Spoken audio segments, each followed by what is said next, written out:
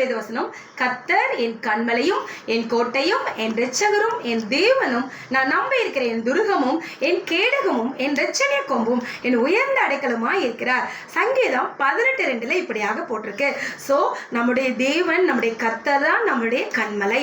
அவரை தவிர உலகத்தில் பெரியவர் யாருமே இல்லை. ஸோ அவர் நமக்கு கன்மலையாக, நம்முடைய கோட்டையாக இருக்கிறார். நமக்கு எவ்வளோ பிரச்சனைகள் இருந்தாலும் பாதுகாக்கிறார்.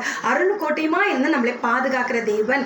அது மட்டும் இல்லாமல் நம்முடைய பாவங்களை நீக்கி ரட்சிக்க வல்லவராக, இரட்சகராக நாம் காணப்படுகிறார். அவர் தான் நமக்கு மெய்யான தேவன். அவர் நமக்கு துருகமாயிருக்கிறார், கேடகமாயிருக்கிறார். நமக்கு எவ்வளோ பெரிய சாத்தான் நமக்கு பிரச்சனையை கொண்டு வந்தாலும் அவங்ககிட்ட இருந்து ஜெயிக்க நமக்கு ஒரு கேடகமாய் அவர் காணப்படுகிறார். நம்முடைய அரணான அடைக்கலமாகவும் நம்முடைய தேவனுமாக அவர் தான் காணப்படுகிறார்.